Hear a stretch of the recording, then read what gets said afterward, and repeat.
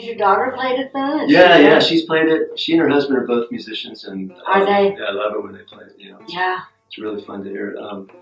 But it is kind of a production to tune it, especially if you know. I don't really know what I'm doing with the tuning, so I can get it almost where it's not embarrassing, you know.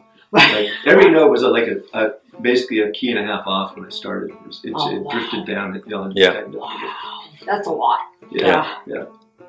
Wow. And the other thing is, when you have both jacks or both stops engaged, then you're trying to hit these strings are exactly the same length each pair.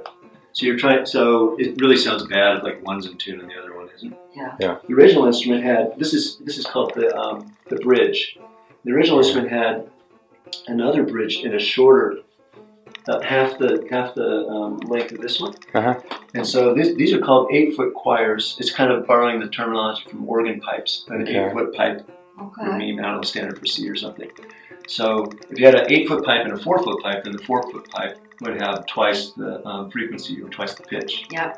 So that's what they originally had. There was another one there, but then at some point, this instrument, they rejigged it, and so I had a choice to make it that way or this way, and I just decided to go this way. But you see, sometimes harpsichords have 2 keyboards. Sometimes I have 3 sets of strings, and then sometimes they even have pedals. And there's whole other sound box down on the floor. Wow. And they can be playing, you know, with their feet in their hands, just like an organ. You see people playing with their feet on the organs. Yeah. Wow. That is really awesome. So it was a real odyssey. But, I just learned to play. Like when I play, you know, my string, but like the psaltery, it has one of these pegs, obviously for each string. Mm-hmm. This has many more pegs than you do keys. Yeah. It basically, you can actually kind of see if you kind of lay down like this, you'll see 2. If you try that out, Richard, go hit it like this angle right here. You'll see one set inside here and another set here. There's 4 rows. It doesn't look like it's straight up and down, but if you go from the side, you can see it. Okay. So these are the pins for the front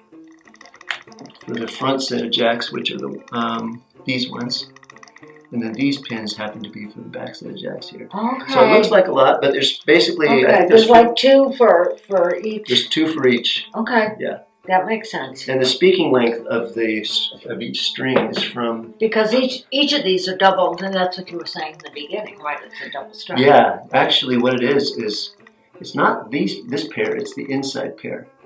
Oh, really? Yeah, because if you see, this guy here's plucking that string. Okay. And this guy's plucking the opposite side there. Oh, wow. So, okay.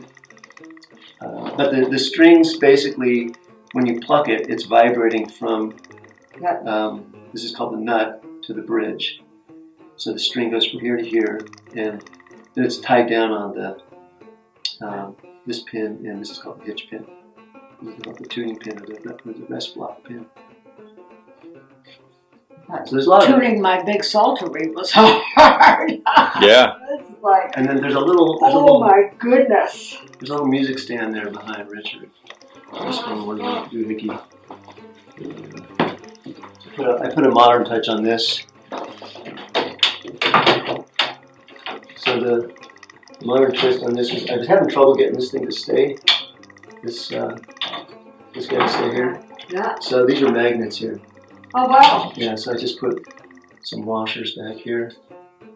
That's not historically correct. It keeps the thing in its place there. Wow. I wondered about that. I wish we had someone who could play, because it's fun to listen to. But, sorry about that. Come back and hear my daughter play, maybe. That would be awesome. Yeah. Switch.